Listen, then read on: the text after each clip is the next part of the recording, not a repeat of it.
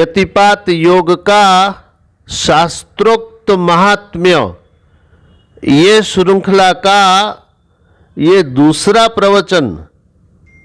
इस वीडियो में हम जानेंगे अमावस से लेकर व्यतिपात तक और व्यतिपात में कब कब कितना पुण्य मिलता है, इसकी मैथमेटिकली अर्थात गाणितिक तौर पर हम गणना करके ये जानने समझने का प्रयत्न करेंगे।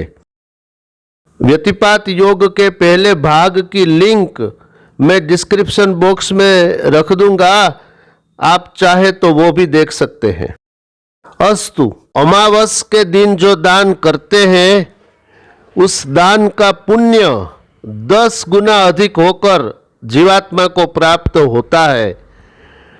अर्थात अमावस के दिन 1 रुपये का दान किया तो 10 रुपये का दान किया, उसके बराबर फल जीवात्मा को प्राप्त होता है।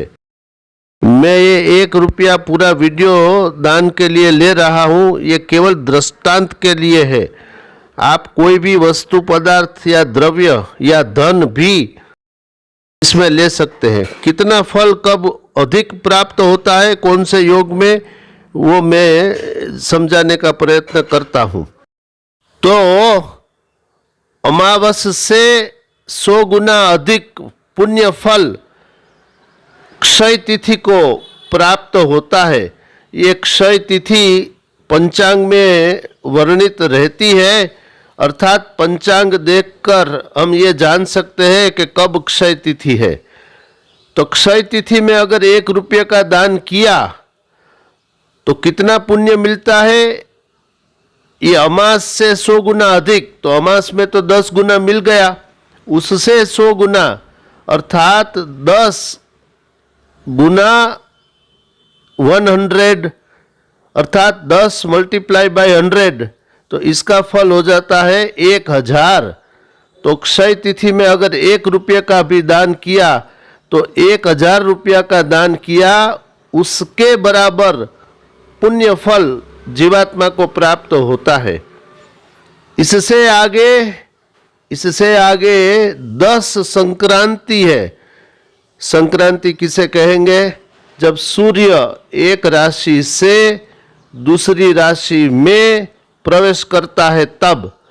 तो 10 सूर्य संक्रांति में ये जो क्षय तिथि है उससे 100 गुना अधिक पुण्य फल प्राप्त होता है।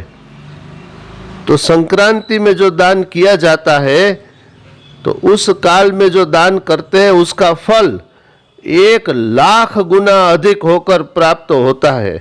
अर्थात संक्रांति में अगर 1 रुपये का दान किया तो 1,00,000 रुपये का दान किया, उसके बराबर फल प्राप्त होता है।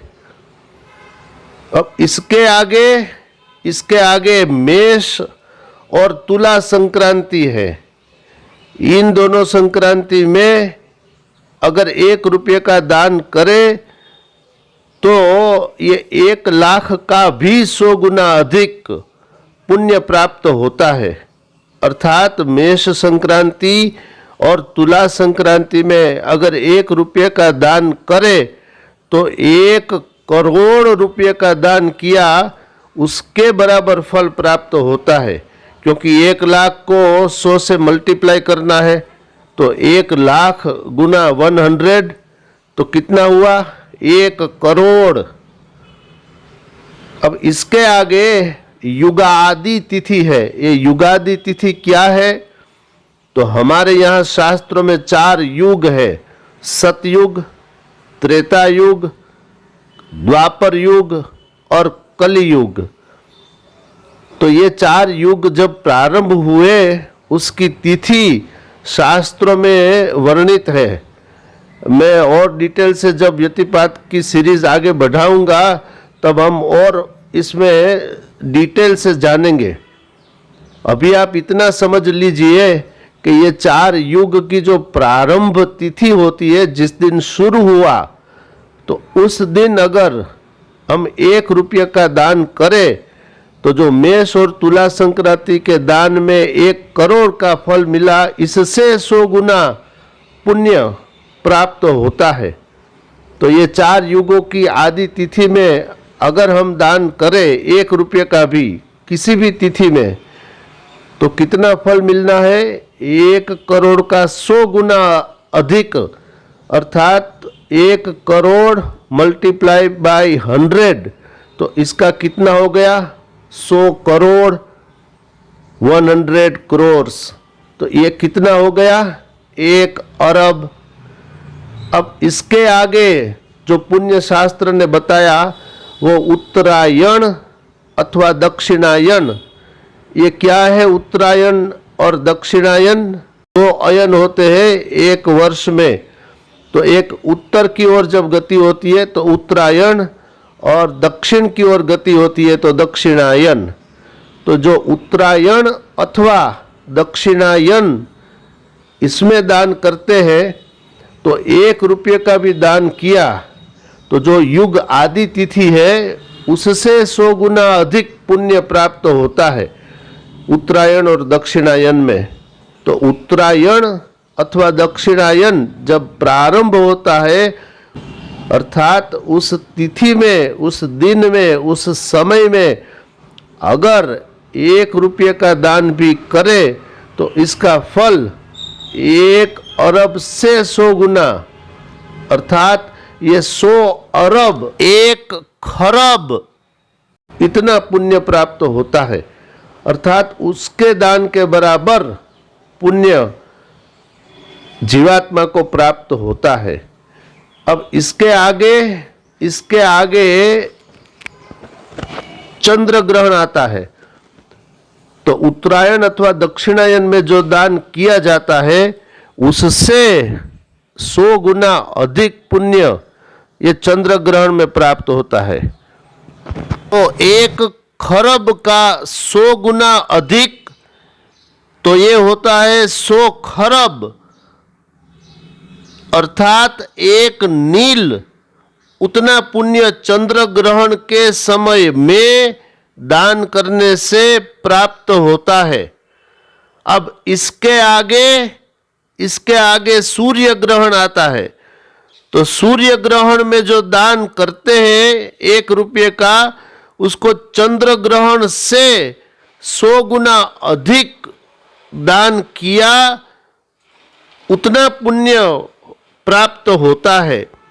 अर्थात सूर्य ग्रहण में जो दान करते हैं 1 रुपया, तो चंद्र ग्रहण में तो 100 खरब बराबर 1 नील, यहाँ तक हम पहुँच गए। अब यहाँ सूर्य ग्रहण में 1 नील का 100 गुना अधिक पुण्य प्राप्त होता है, तो ये होता है 100 नील, इसके बराबर है 1 पद्म। तो 1 पद्म का इतना बड़ा महान फल दान का ये सूर्य ग्रहण में प्राप्त होता है। अब व्यतिपात इससे भी आगे है, तो व्यतिपात में कितना दान का पुण्य अधिक प्राप्त होता है? तो श्री वराह भगवान ने पृथ्वी देवी से ये कहा था कि वेद जानने वाले ये कहते हैं कि व्यतिपात में जो दान दिया जाता है वो दान असंख्यात अर्थात अगणित ही होता है, अर्थात उसका गिनती नहीं हो सकती, उतना अगणित असंख्यात इतना बड़ा अधिक पुण्य प्राप्त होता है। इस वीडियो में इतना ही। व्यतिपात योग के संदर्भ में आने वाले वीडियोस में हम कुछ और जानकारी प्राप्त करेंगे। आप सबसे निवेदन है, अगर आपको ये वीडियो पसंद आया हो तो हमारी चैनल मोरे श्याम को लाइक करें, शेयर करें, सब्सक्राइब करें और कमेंट्स भी करें और लोगों तक ये वीडियो अवश्य पहुंचाए। बोलिए श्री राधा कृष्ण भगवान की जय। मोरी अर्ज सुनो श्री राधे राधे, अर्ज सुनो श्री राधे राधा रानी सुनो, राधा रानी सुनो। मोहे श्याम से तू मिलवा दे, मोरा जन्म सफल करवा दे, राधा